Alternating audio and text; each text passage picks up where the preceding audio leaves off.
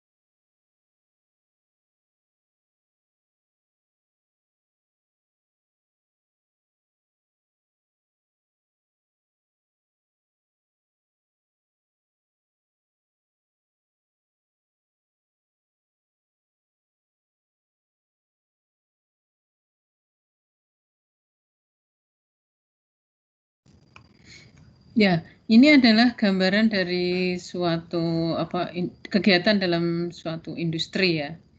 Nah, sekarang kalau Pak Jun kan sudah menjelaskan tentang berbagai macam teknologi pengolahan limbah ya. Benar ya? Iya. Emil Satrio. Iya, benar. Iya, Bu, melalui presentasinya, Bu. Presentasi ya. Ya, sekarang Bu Sri akan menyampaikan materi tentang pengelolaan limbah industri dalam suatu industri. Jadi pelaku usaha itu harus proaktif melakukan pengelolaan limbah. Jadi bukan setelah limbah terbentuk, tetapi pengelolaannya diupayakan sedemikian rupa sehingga limbah itu tidak sampai terbentuk atau minim terbentuknya. Nah, konsep ini kalau di dalam mata kuliah di teknik lingkungan itu disebut apa? Tinggal baca loh. Teknologi bersih, Bu.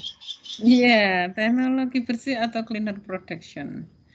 Jadi kalau di suatu industri itu idealnya ya, bukan seharusnya, tapi idealnya saja.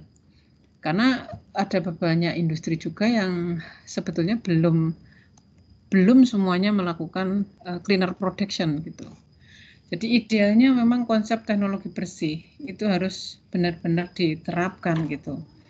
Artinya bahwa kegiatan atau apa yang dilakukan dalam proses-proses di dalam industri itu diminimalkan terbentuknya limbah, terbentuknya sampah gitu ya. Jadi kalau minggu yang lalu Bu Sri sudah memberikan contoh misalnya pabrik kertas Pura Barutama di Kudus gitu ya. Nah, itu kan sekarang juga sudah menerapkan cleaner production. Salah satunya dengan apa kemarin ya? Saya sudah menyampaikan loh itu. Saya kasih contoh tuh. Coba yang tahu. menggunakan bahan baku kertas bekas.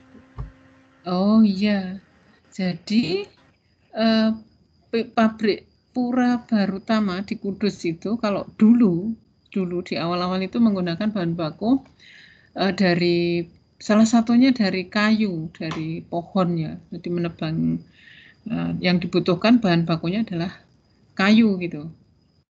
Kayu, jerami dan sebagainya. Tetapi sekarang ini sudah dipadukan dengan bahan-bahan substitusi. Substitusinya kertas bekas ya, kertas daur ulang. Jadi kalau di tempatnya Bu Sri ya, di bank sampah itu kan hampir tiap bulan itu ada kegiatan bank sampah. Nah, biasanya yang banyak itu ya, sampah yang banyak itu kertas itu juga menduduki persentase yang besar juga di daerah sini, di daerah Kedawang itu. Nah, itu menurut informasi dari pengepul itu kertas yang dari bank-bank sampah di Kota Semarang ini jualnya di PT Pura Barutama dibawa ke Kudus katanya gitu. Nah, terus waktu itu saya bertanya, di Kudus dipakai untuk apa gitu. Nah, ternyata di sana dipakai sebagai bahan baku dari pabrik kertas Pura Barutama gitu ya. Jadi selain harganya juga murah, itu juga menerapkan cleaner production dan prinsip 3R tentunya ya. Jadi reduce, mengurangi sampah gitu ya. Itu mengurangi sampah dan tentunya juga sustain bagi lingkungan karena tidak banyak kayu yang harus ditebang untuk bahan baku kertas gitu ya. Nah, kalau di realita ya, di kenyataan itu sebetulnya masih banyak juga industri yang 50-50 ya, dia menerapkan konsep cleaner production. ini Mbak, di off kan ya. Bukan dari saya ini tadi ya, dari siapa ini tadi. Jadi di realita itu masih ada banyak industri yang sebetulnya 50-50. Ada yang menerapkan konsep cleaner production maupun end of pipe. Jadi ada dipadukan. Jadi kalau cleaner production salah satunya kan substitusi bahan. Kemudian sebetulnya macam-macam ya. Di kegiatan cleaner production itu macam-macam. Kalian sudah pernah mendapatkan mata kuliah cleaner production toh? Teknologi bersih toh? Sudah, Bu. Sudah ya? Nah, kalau sudah, coba saya pengen kalian memberikan contoh. Bu Sri kan sudah memberikan contoh tuh, substitusi bahan atau substitusi material gitu ya, bahan baku. Nah, sekarang apa yang kegiatan yang lain terkait dengan teknologi bersih di industri? Siapa ini ya siapa yang berani menjawab? Oh, saya mau mencoba menjawab, Bu. Oh ya, siapa iki? Saya Agita. Ya Mbak Agita, silakan Mbak Agita. Kalau menurut saya tuh penggantian lampu dari lampu yang biasa jadi pakai lampu LED, Bu. Karena dia kayak jejak karbonnya tuh kayak lebih sedikit gitu, Bu. Waktu dulu saya pelajari itu ada pergantian lampu itu, Bu, jadi LED. Nah, ada contohnya ya itu, berarti contohnya adalah penggantian lampu dari lampu-lampu yang neon-neon biasa itu menjadi lampu-lampu yang bukan lampu neon ya, lampu bolam menjadi lampu-lampu LED. Jadi kalau dulu kan lampu bolam, kemudian lampu neon, lampu LED sekarang ini karena ternyata pada waktu penggunaan lampu itu lampu LED tidak banyak energi yang dibutuhkan itu tidak sebanyak energi yang dibutuhkan pada lampu-lampu bolam. Kalau zaman dulu kan bolam itu yang bulat itu ya, yang ada ininya apa? Kalian udah pernah lihat belum? Lampu bolam terus ada kayak benangnya, kalau udah putus itu nggak bisa digunakan gitu. Kalau zaman dahulu, zaman Bu Sri kecil gitu ya. Kadang-kadang kalau itu sudah lampunya bolam itu sudah putus, itu bisa dicangkolkan lagi gitu. Terus nanti hidup lagi, tapi nggak lama sih. Gitu ya. Nah, terus siapa lagi yang bisa memberikan contoh teknologi bersih? Saya, Bu. Iya, siapa Mbak? Sebut namanya. Arlita, Bu. Siapa? Arlita. Oh, Arlita. Iya. Ayo, Mbak Arlita. Jadi selain substitusi bahan baku seperti tadi kertas, bisa menggunakan substitusi penggunaan energi, Bu. Misalnya yang pertamanya pakai batu bara, jadi pakai renewable energy. Oh iya. Contohnya apa? Pakai solar cell, Bu. Iya, betul. Solar cell contohnya. Jadi penggunaan atau penggantian. Jadi itu masih aktivitas substitusi ya, Mbak ya? Ya. Iya, betul. Di waktu mungkin belum orang-orang belum berpikir tentang ramah lingkungan, kemudian gaya hidup ramah lingkungan, baik itu di mana di industri maupun di rumah tangga gitu ya. Jadi industri itu masih menggunakan bahan bakar batu bara, di mana bahan bakar batu bara itu kan emisinya sangat membahayakan bagi lingkungan gitu ya. Nah, sekarang beralih. Jadi substitusi energi menjadi dari energi yang tidak ramah lingkungan ke energi yang ramah lingkungan. Contohnya misalnya dengan solar cell misalnya, solar cell. Sudah pernah melihat solar cell yang bukan melihat dari internet loh ya, yang aslinya gitu? Sudah, Bu. Di mana? Di rumah saya ada, Bu. Oh, di rumahnya ada. Arlita ini? Amanah, Bu. Oh, Amanah. Oh iya, Amanah rumahnya mana? Bulusan, Bu.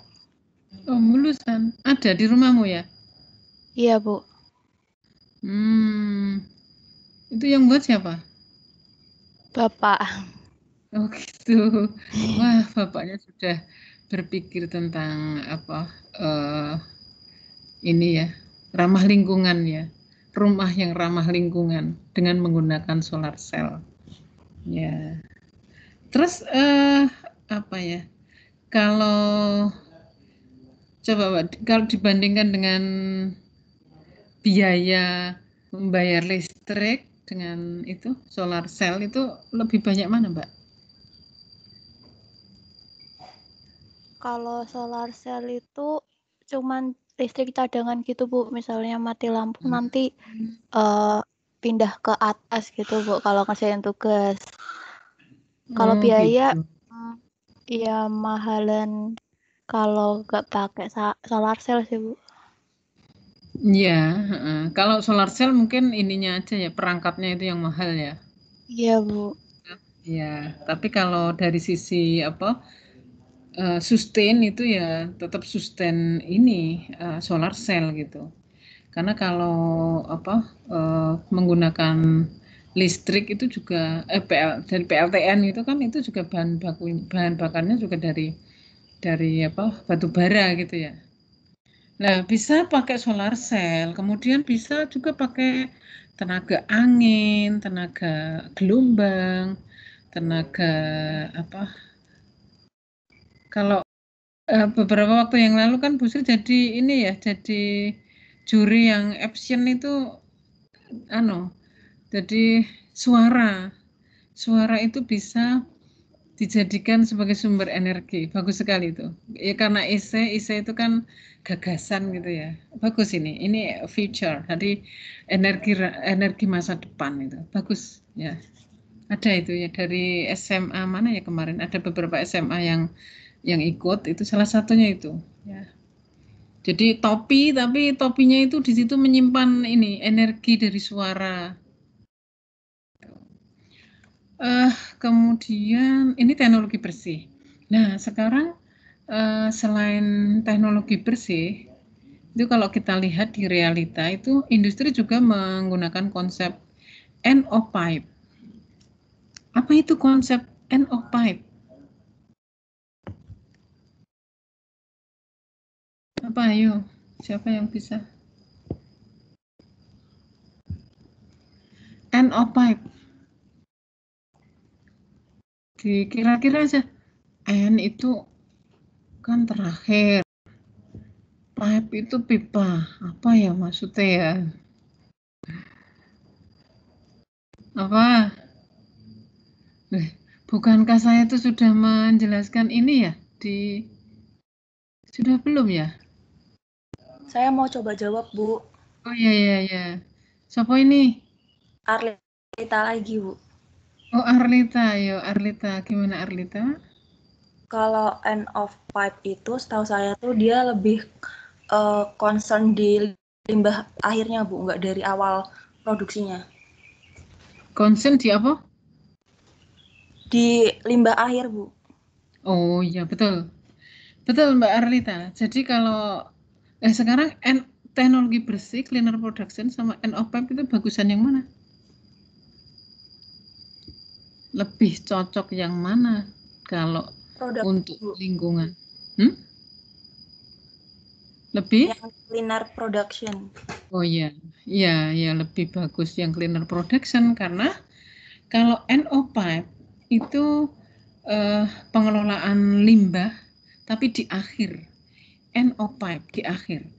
Jadi sudah ada produksi, kemudian baru terbentuk limbahnya ini dikelola. Nah, ini kan butuh energi juga, butuh energi, biaya dan sebagainya ya, sumber daya manusia juga. Ya, kan membutuhkan orang-orang yang bisa mengolah limbah juga ya, gitu. Kemudian kalau yang cleaner production itu sebelum jadi limbah aja sudah diantisipasi itu. Jadi kalau tadi yang contohnya pabrik kertas itu kan sudah meminimalkan limbah yang terbentuk. Jadi kalau dulu menggunakan kayu, sekarang sudah menggunakan kertas daur ulang, itu juga minim sampah gitu ya, sampahnya minim. Nah kemudian kalau end of pipe itu juga membutuhkan nih ya, ini lihat aja.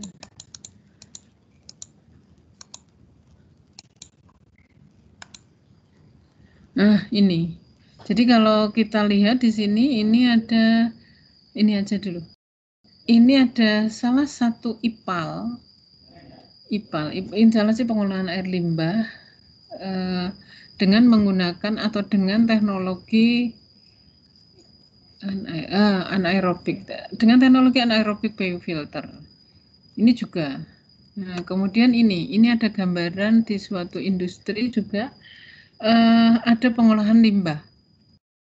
Sementara di sini ada gambar-gambar emisi gitu ya. Nah, kalau suatu industri itu sudah menerapkan konsep teknologi bersih atau cleaner production, itu limbah yang dihasilkan ya tidak banyak gitu, tidak banyak karena tadi kan sudah mengganti material, kemudian material itu banyak sekali ya, material bahan baku, material yang terkait dengan energi, misalnya penggantian lampu-lampu, kemudian pemberian genteng kaca ya. genting kaca di dalam suatu gudang gitu. Biar apa? Biar ini efisien lampu gitu. Listrik ya. Nanti dikasih genteng kaca gitu ya. Nah, ini juga. Jadi ini gambaran NO pipe di suatu industri. Jadi butuh pengolahan limbah karena ya mau tidak mau industri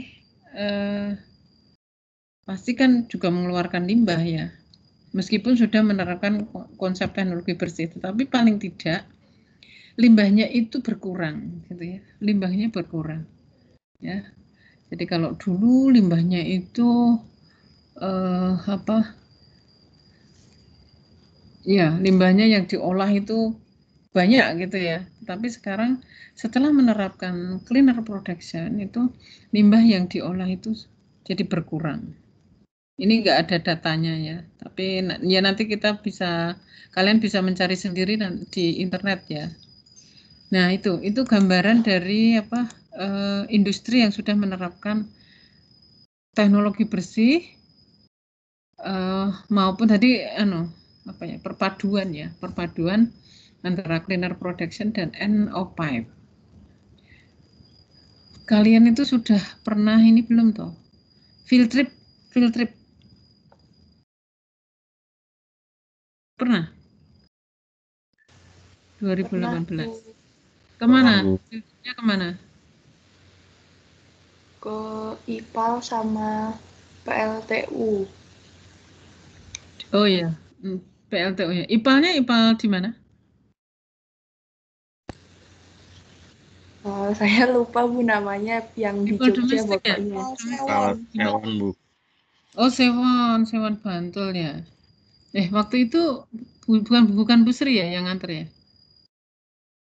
Bukan ya? Bukan kayaknya. Saya nganter yang 2019. Ya, jadi kalau IPAL Sewon Bantul itu kan IPAL domestik ya, bukan industri. Yang industri sendiri ada di dalam industri-industri di Jogja gitu. Nah, kalau yang PLTU waktu itu melihat IPAL-nya tidak di sana?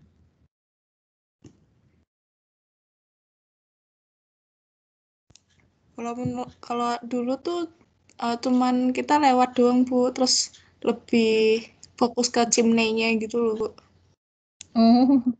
Oh gitu, ke cerobongnya ya. Iya. Ya nggak apa-apa, tapi pasti ada juga di sana di PLTU ya. Jadi intinya bahwa NO pipe itu sebetulnya konsep ini kurang bagus dibandingkan dengan cleaner production, itu saja sih sebetulnya ya. Itu. Tapi ya masih mending gitu daripada tidak diolah gitu kan. Daripada tidak diolah. Jadi kalau konsep NO pipe itu kan mengelola limbah setelah mengelola limbah di akhir gitu. Nah, kalau bisa itu kan mengurangi terbentuknya limbah di awal kan gitu. Intinya seperti itu. Nah, sekarang pengelolaan limbah industri. Jadi limbah industri itu kan bisa menimbulkan dampak negatif apabila konsentrasi dari parameter pencemarnya telah melebihi baku mutu. Kemudian baku mutu lingkungan itu merupakan nilai ambang batas atau batas kadar maksimum suatu zat atau komponen yang diperbolehkan berada di lingkungan agar tidak menimbulkan dampak negatif. Nah, sekarang pelaku usaha itu harus proaktif melakukan, ini sama seperti tadi ya. Ini. Nah, sekarang dampak kegiatan industri itu bisa berdampak positif, bisa negatif.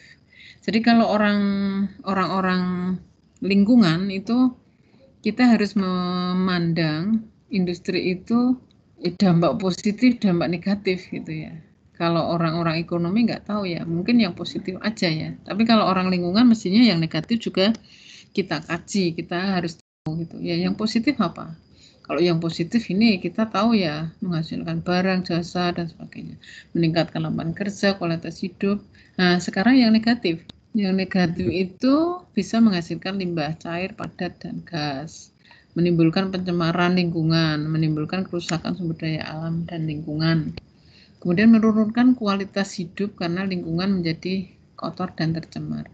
Nah, ini adalah dampak-dampak dari adanya industri. Nah, sebetulnya memang idealnya materi ini disampaikan di awal-awal ya. Kemudian di materi yang setelah itu baru aplikasi gitu. Tapi nggak apa-apa sih kalau di TL ini memang materi kadang-kadang belum disinkronkan antara dosen satu dengan dosen yang satunya gitu. Dosen pengampu yang sebelum UTS dan setelah UTS. Jadi kadang-kadang ya jadi nggak urut gitu. Tapi nggak apa-apa. Waktu itu setahu saya itu Pak Jun memberikan teori gitu, tapi ternyata Pak Jun sudah memberikan aplikasi. Tapi nggak masalah, nggak apa-apa ya. Nah, sekarang ada persoalan-persoalan mendasar dalam pengelolaan limbah industri. Contohnya misalnya, minimnya pengetahuan pelaku usaha. Sebentar.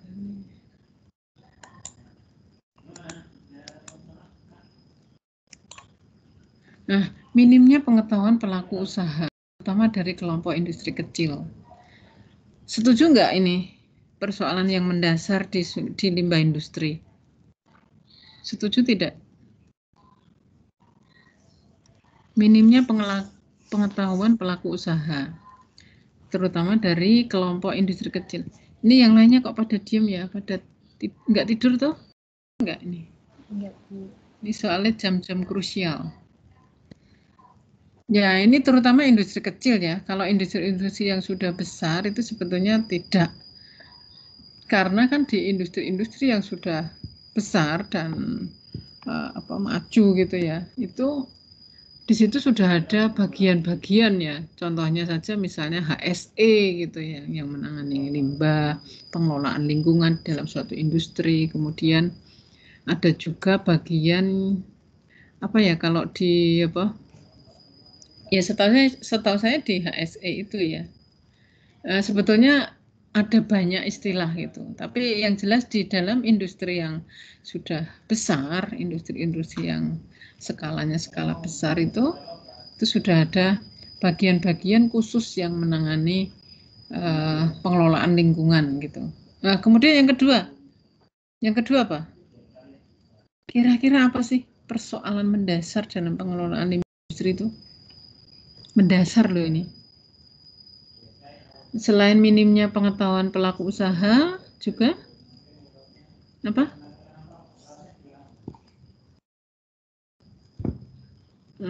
Apa ya?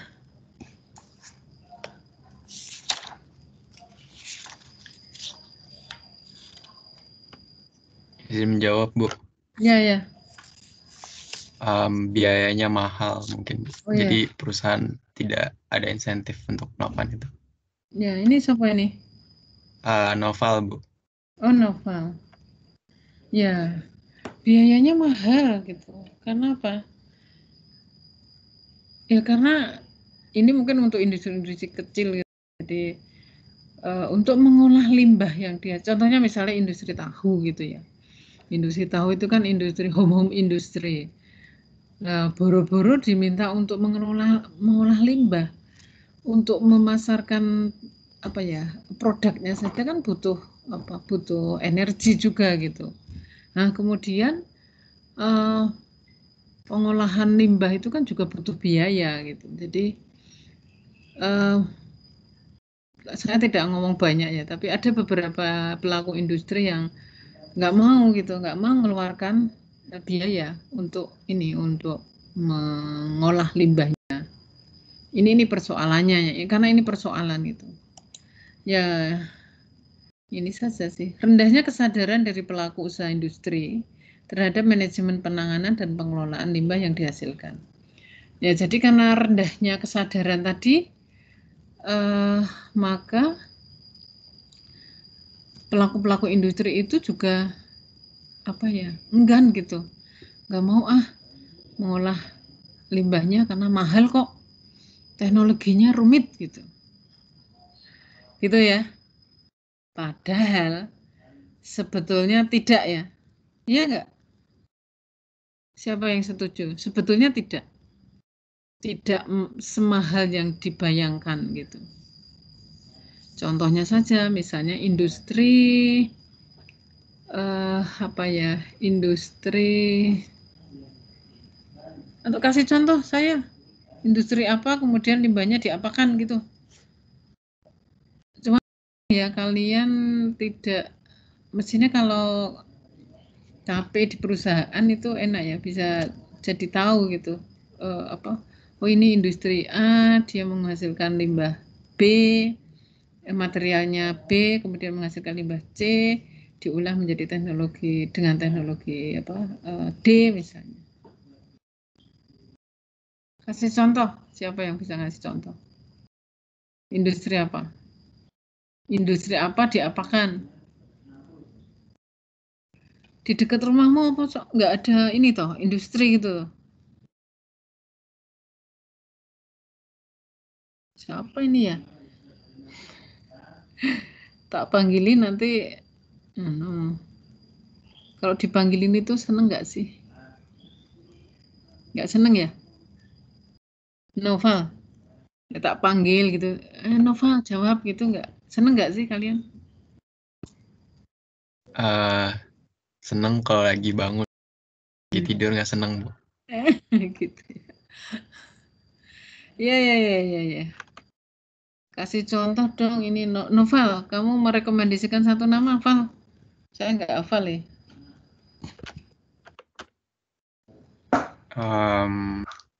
Yang putri aja. Yang putri ya, Bu. Yang putri Davina Clarissa. Vina Clarissa. Davina Clarissa. Ya, Bu, saya. Kasih contoh Mbak Vina. Terkait industri yang menghasilkan limbah ya, Bu? Iya, terus limbahnya diapakan gitu? Oh iya, kalau saya yang pernah tahu, saya pernah kunjungan itu di dekat rumah saya ada pabrik yang biji plastik, Bu. Jadi industrinya itu mengumpulkan plastik dari para pemulung gitu kan, Bu. Nah, terus diolah sama industrinya tersebut jadi biji plastik. Nah, kemudian salah satu limbah yang dihasilkan itu kan, ini limbah enggak ya termasuknya? Di airnya itu ya, Bu. Jadi kan airnya itu kan untuk mencuci plastik-plastiknya dahulu, Bu, sebelum dijadikan biji plastik. Nah, kemudian airnya itu kan jadi kotor. Ada lumpurnya juga. Terus kemudian tapi sama industri ini tuh nggak langsung dibuang, Bu. Bisa digunakan kembali untuk mencuci berikutnya dengan pengolahan dulu, Bu. Dijernihkan kembali pakai tawas dan sebagainya. Oh gitu ya. Kalau yang saya reuse ya? Iya. Reuse. Jadi menggunakan kembali air gitu ya, tapi ada treatmentnya gitu ya, di treatment dulu ya? Iya, Bu. Iya, bisa juga, bisa seperti itu ya. Jadi itu berarti selain meminimalkan biaya, juga mengurangi dampak negatif terhadap lingkungan gitu ya. Meskipun kita nggak tahu ya, pengusaha yang di dekatnya Mbak Davina itu, apakah pemikirannya untuk mengurangi biaya atau memang punya kesadaran yang tinggi terhadap lingkungan gitu ya, kita nggak ngerti ya, tapi paling tidak kita apresiasi. Jadi dia mau menggunakan kembali air yang sudah digunakan, kemudian di treatment lagi gitu menjadi air yang bisa dipakai untuk membersihkan lagi, mungkin berkali-kali gitu ya, bisa sampai 5 kali gitu baru dibuang gitu. Itu dibuang kan berarti kan setelah beberapa kali kan dibuang. Nah, dibuangnya itu sudah dalam bentuk yang sudah bersih atau belum, Mbak? Kalau setahu saya tetap yang sudah bersih sih, Bu, yang dibuang. Jadi nggak langsung limbah kotornya itu langsung disalurkan ke sungai, karena kebetulan industrinya itu lokasinya di dekat sungai sih, Bu. Oh gitu ya. Ya, Wah, kamu bisa menyarankan itu misalnya apa ya? Dikasih tapi anu kok ya. Itu kan hanya air cucian ya. Cucian maksudnya cucian plastik tidak kekeruhan ya, kekeruhannya yang tinggi. Jadi artinya mungkin tidak mengandung apa itu beberapa polutan yang membahayakan. iya. Kalau ada kemungkinan ada E. coli misalnya, ya E. coli. Gitu. Ya dikasih tahu juga nggak apa-apa sebetulnya ya. Nah kalau misalnya industri yang rumahan gitu misalnya ya, home industry di mana limbah yang dihasilkan itu limbah-limbah yang karakteristiknya hampir mirip dengan karakteristik limbah domestik gitu. Nah itu bisa juga digunakan fitoremediasi gitu ya. Fitoremediasi itu pengolah limbah dengan menggunakan tanaman. Jadi tanamannya macam-macam, bisa kangkung, tapi kangkungnya jangan dimakan gitu ya. Kemudian ada enceng gondok, ada apa itu duckweed, kemudian ada apa keladi, lili air dan sebagainya. Jadi ini teknologi-teknologi sederhana yang berbiaya rendah, tetapi sangat efektif untuk menurunkan parameter pencemar yang ada di dalam limbah industri. Ya. Nah, kemudian persoalan yang mendasar yang berikutnya itu tidak adanya titik temu antara pihak yang dapat memanfaatkan limbah dengan industri yang menghasilkan limbah. Jadi tidak ada titik temu antara pihak yang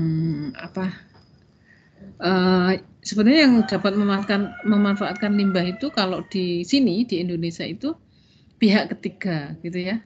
Jadi contohnya gini, ada pabrik semen. Nah, pabrik semen itu kan bahan bakarnya ya. Bahan bakarnya itu salah satunya adalah bahan bakar batu bara.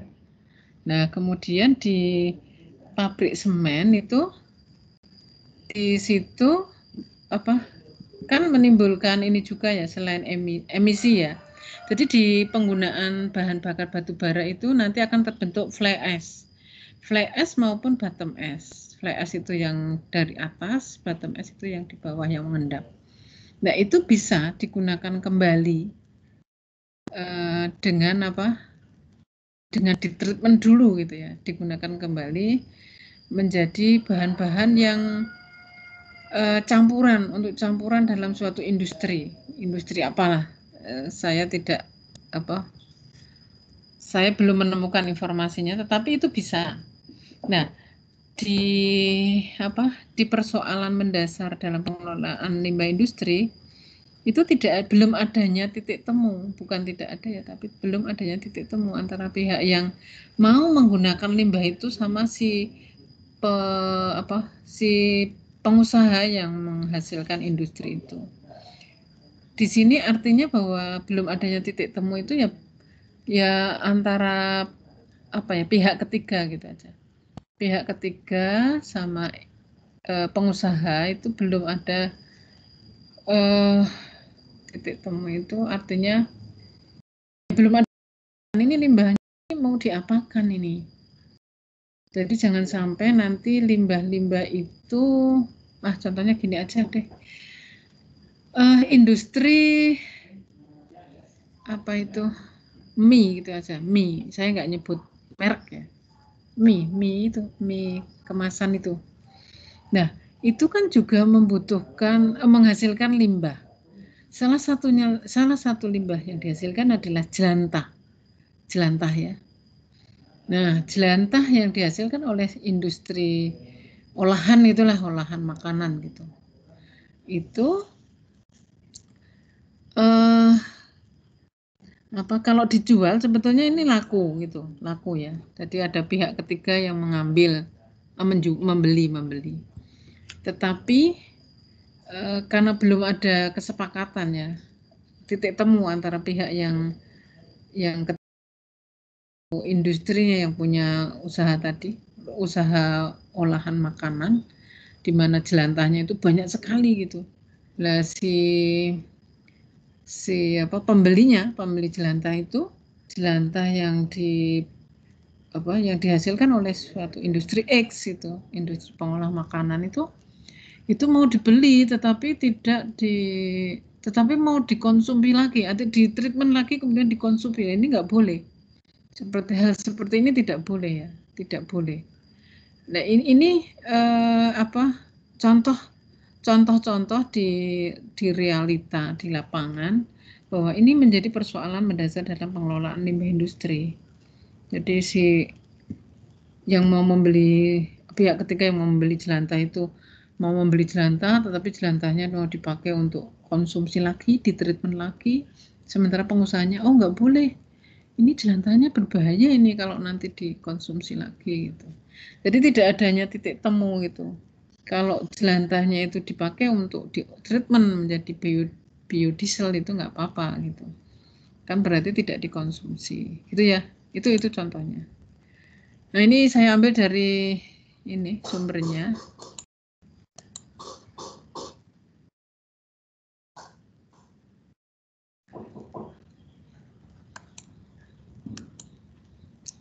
Kemudian ini limbah industri dan dampaknya. Jadi dampak limbah industri itu, kalian pernah mendengar penyakit Minamata ya? Minamata disease.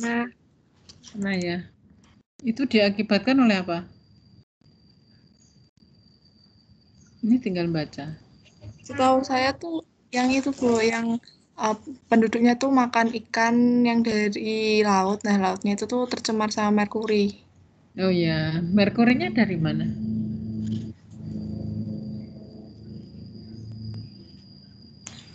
Dari pabrik baterai. Oh ya, pabrik baterai. Di situ ada pabrik baterai dan pabrik pestisida juga ya. Jadi salah satu bahan yang digunakan untuk tambahan di situ di baterai itu kan ada merkuri juga. Di Jepang ya ini. Jadi penyakit ini terjadi di Jepang atau disebut Minamata disease. Jadi pada waktu itu banyak penduduk di Jepang di Teluk Minamata itu yang mengkonsumsi ikan yang ada di teluk itu dikonsumsi, kemudian terjadi gangguan kesehatan gitu ya. Dan itu terjadi bertahun-tahun ternyata ya. Nah, setelah diteliti oleh pemerintah di situ, kenapa kok penduduknya kok pada punya kelainan seperti ini, kok hampir sama gitu. Setelah diteliti ternyata kandungan merkuri yang ada di dalam ikan yang dia di teluk itu sangat tinggi. Nah, kemudian ditelusur lagi. Nah, ini merkurinya dari mana ini? Nah, setelah diteliti, nah di sekitar situ ada beberapa pabrik itu. Pabrik, kemudian ya pabriknya sampai ditutup itu. Pabriknya sampai ditutup. Jadi orang-orang yang di sekitar Teluk Minamata itu mempunyai gejala penyakit yang hampir sama. Jadi gejalanya itu susah bicara. Jadi kayak tunawicara itu ya. Kemudian lumpuh. Kalau berjalan itu terhuyung-huyung, tremor. Tremor itu kan bergerak gitu ya, tangan-tangan bergerak gitu. Kemudian kejang-kejang, keterbelakangan mental, dan ada yang menimbulkan kematian juga gitu. Nah, terus jadi pada waktu itu sampai pabriknya itu ditutup. Gitu ya.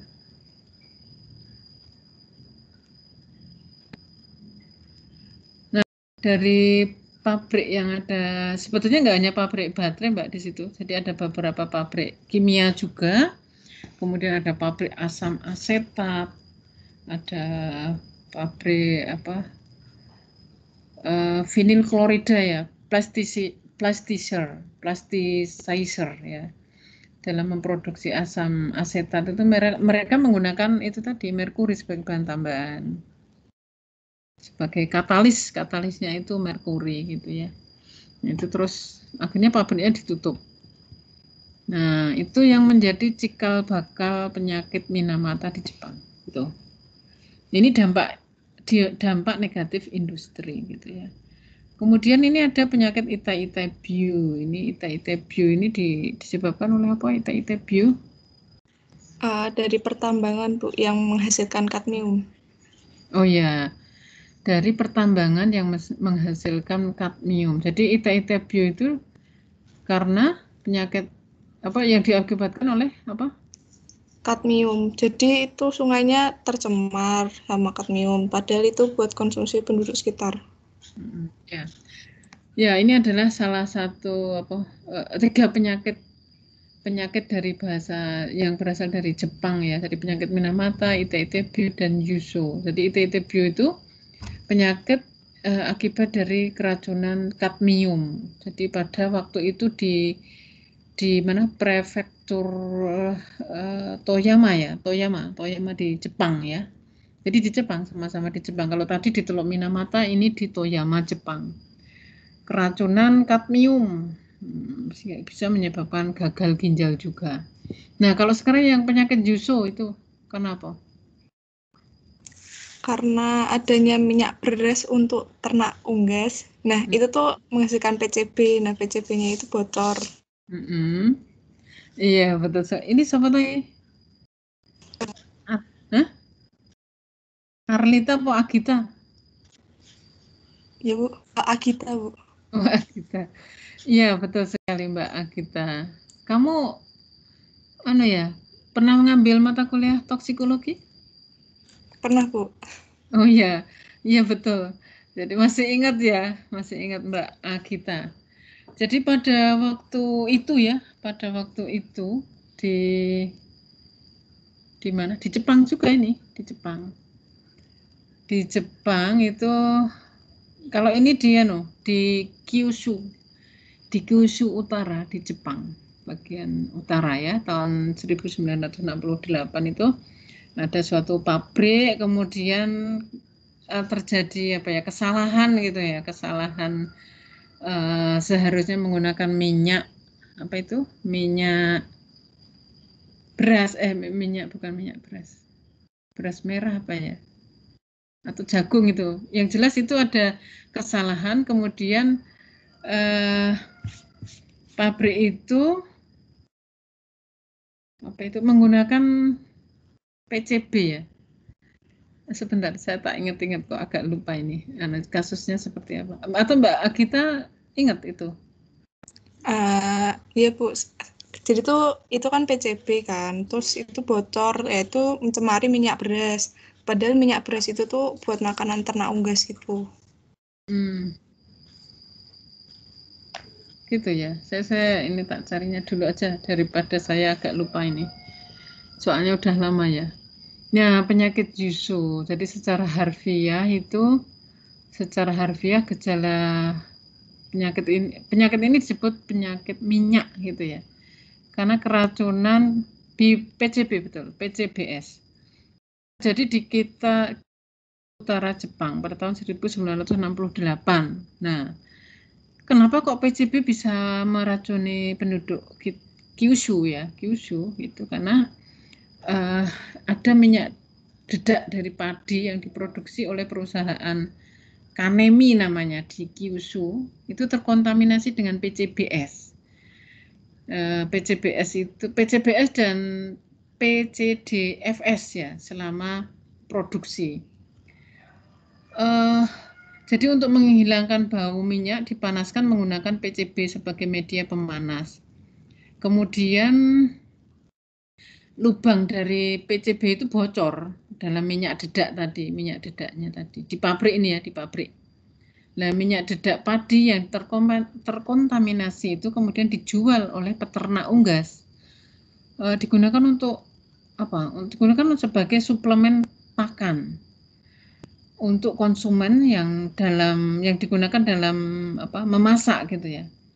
Nah, kemudian pada bulan Februari sampai Maret ya 1968, para petani mulai melaporkan bahwa unggas mereka itu mati, kesulitan bernafas. Ada burung, kemudian ada macam-macam ya unggasnya ini di sini disebutkan. Karena apa? Kok bisa mati? Karena mengkonsumsi minyak beras yang terkontaminasi dari itu tadi, dari PCB tadi. Kok ini enggak begitu jelas ya? Gejalanya itu lesi dermal okular siklus. Oh ya, di PCB itu meracuni manusia. Kemudian, nah ini yang tidak ada kaitannya. Apa karena manusianya itu yang penduduk di situ itu memakan unggas yang sudah memakan tadi PCB tadi ya.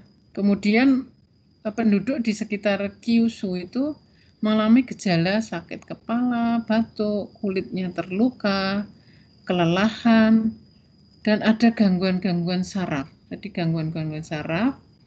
Kemudian diteliti juga di sana ya. Kemudian diteliti oleh pemerintah di Jepang sana, di Kyushu. Setelah diteliti ternyata kadar PCB dalam darah penduduk itu tinggi ya. Ada PCB-nya lah intinya gitu. PCB yang berasal dari pabrik tadi. Pabrik yang seharusnya itu kelihatan saluran ininya ya, saluran apa ya? Saluran untuk memproduksi minyak dedak tadi ada kebocoran sehingga PCB-nya akan mencemari itu tadi minyak dedak yang berasal dari padi tadi yang dikonsumsi oleh unggas, kemudian unggasnya dikonsumsi oleh manusia. Jadi intinya itu. Jadi Yuso itu penyakit yang diakibatkan oleh keracunan PCBS ya, PCBS. Dan itu terjadi di Kyushu, Jepang Utara. Itu.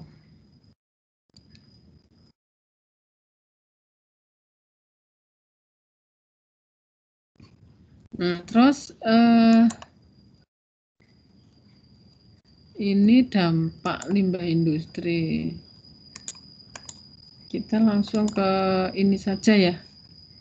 Jadi kalau dampak limbah industri itu banyak ya di sini ya. Nanti dibaca sendiri.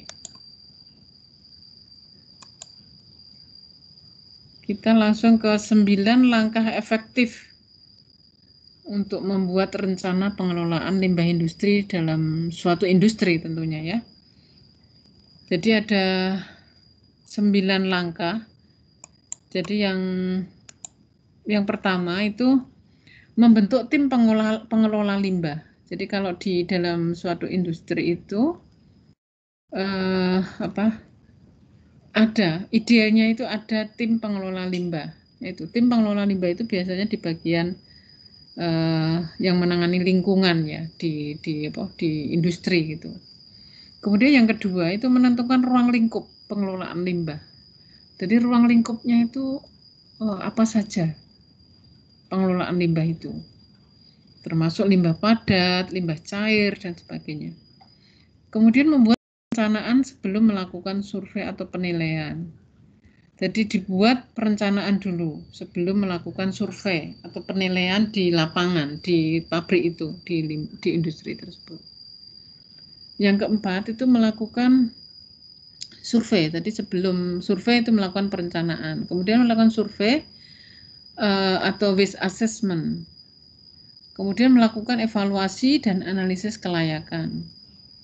Selanjutnya membuat laporan hasil penilaian limbah. Yang ketujuh, membuat rencana pengelolaan limbah. Yang kedelapan, menerapkan rencana pengelolaan limbah. Nah, kemudian yang keenam itu memantau atau meninjau ulang rencana pengelolaan limbah.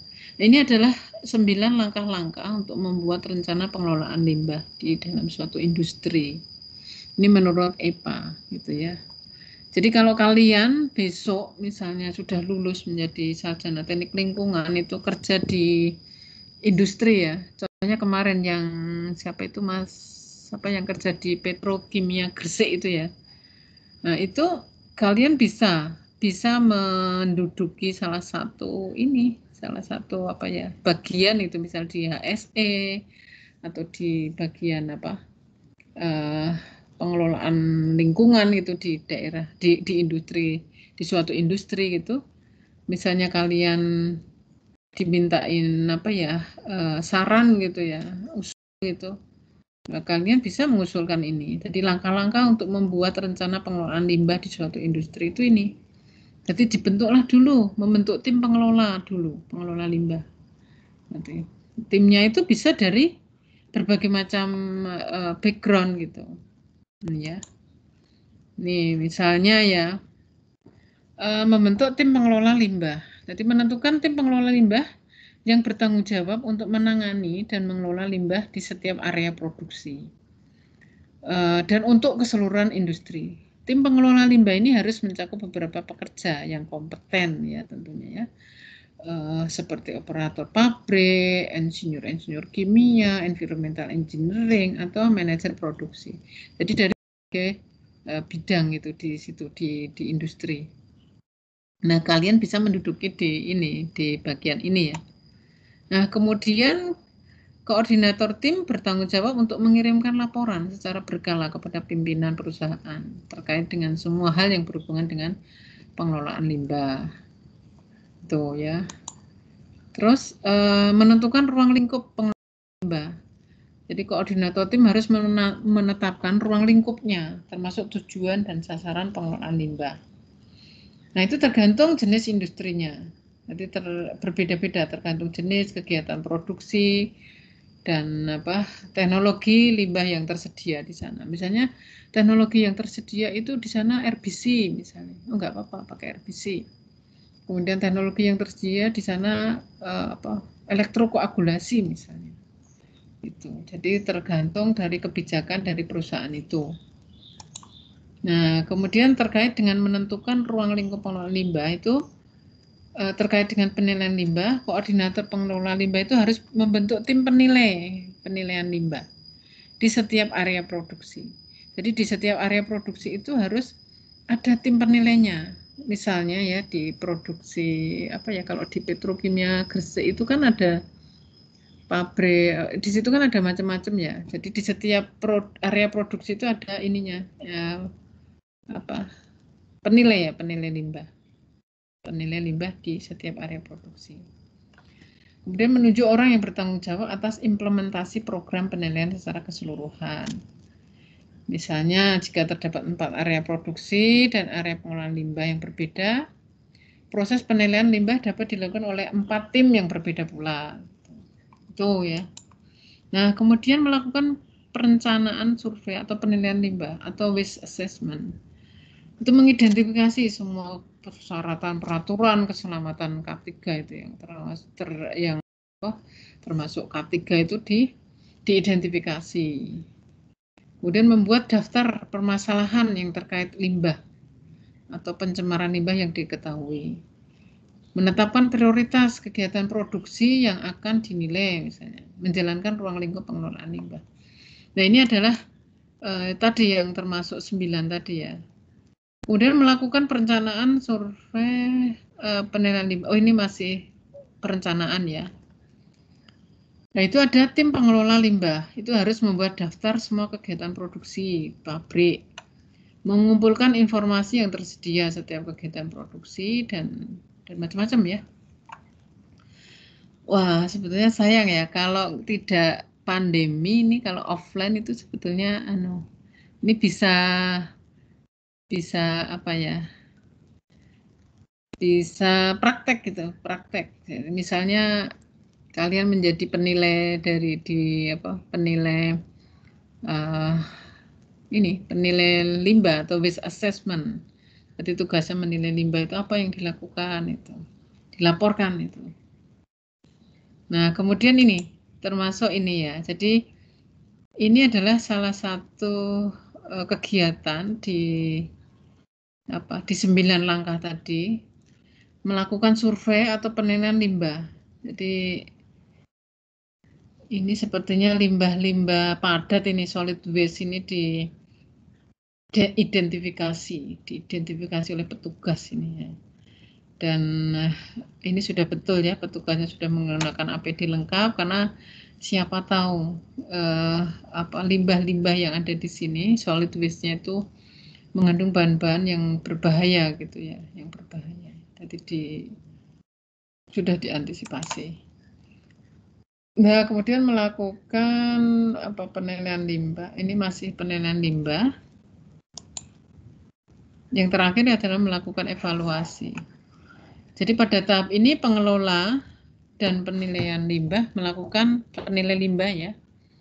Evaluasi hasil penilaian limbah. Kemudian diidentifikasi peluang yang memberikan manfaat ekonomi dan lingkungan, yang mengembangkan beberapa opsi untuk program minimisasi limbah. Jadi ini terkait dengan teknologi bersih. Kemudian melakukan analisis kelayakan teknis ekonomis pada masing-masing opsi untuk menentukan peluang minimisasi limbah yang mana yang akan dipilih. Nah ini kegiatan di suatu industri seperti ini ya. Jadi nanti suatu saat nanti kalau kalian menjadi manajer gitu ya di perusahaan gitu, ya ini kalian bisa mengadap dari EPA ini ya. Kemudian membuat rencana pengelolaan limbah, baik laporan penilaian limbah maupun analisis kelayakan strategis yang sudah dibuat itu kemudian harus ditinjau oleh tim pengelola limbah. Nah, dari sinilah rencana pengelolaan limbah dibuat dan diimplementasikan. Nah, ini adalah salah satu gambar, ini ada recycling. Jadi ini ada kontainer untuk tempat recycle dari solid waste. Kemudian kalau ini yang limbah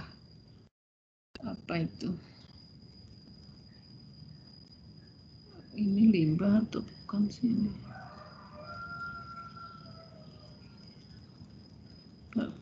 Oh, bukan. Ini air bersih ya.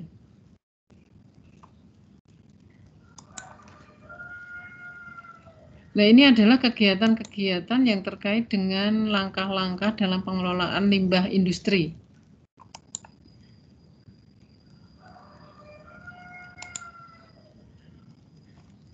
Ya, langkah yang terakhir adalah memantau. Jadi memantau dan meninjau ulang rencana pengelolaan limbah.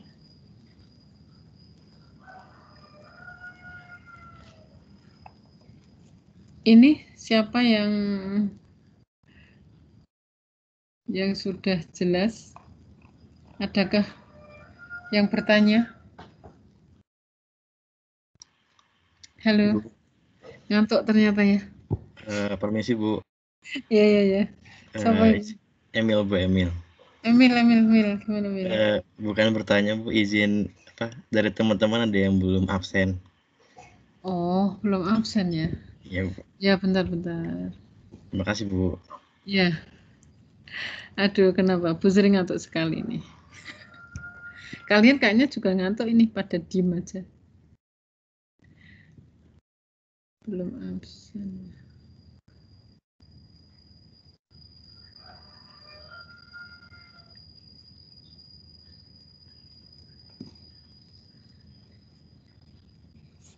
Bentar saya kirim barcode-nya Mbak.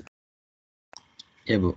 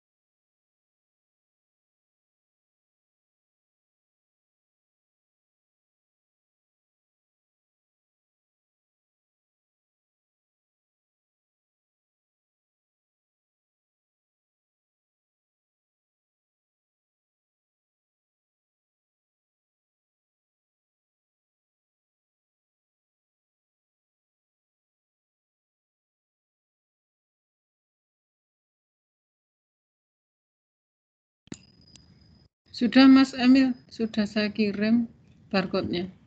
Terima kasih Bu. Ya, ada 8 mahasiswa yang belum absen. Silakan absen. Kalau tidak ada pertanyaan, saya akhiri pertemuan hari ini, mata kuliah PBI. Untuk minggu depan itu Mas Emil, minggu depan saya akan menyampaikan tugas. Tugasnya masih terkait dengan teknologi pengolahan limbah, ya, di industri gitu. Jadi ya sebetulnya mirip-mirip punyanya Pak Jun juga, tetapi ya mudah-mudahan beda gitu ya, beda dengan yang sudah disampaikan, dipaparkan di kelasnya Pak Jun ya, biar punya banyak wawasan gitu. Itu ya. Tapi sebelum itu Bu Sri akan menyampaikan beberapa teknologi yang pernah Bu Sri lakukan untuk mengelola limbah, tapi skalanya skala lab sih. Jadi ada prototipe gitu. Itu saja dari saya. Terima kasih atas perhatiannya. Terima kasih Mas Emil. Iya Bu, terima Sudah kasih semua. Bu. Iya. Ini sudah semua sudah absen. Belum ada yang minta lagi sih Bu, tapi udah harusnya Bu. Udah ya? Iya. 8 tadi kurang. Ya. Ya terima kasih. Saya akhiri sampai jam berapa ini? 14.12. Terima kasih. Assalamualaikum warahmatullahi wabarakatuh. Waalaikumsalam. Terima kasih Bu. Ya, sama-sama. Sama ya.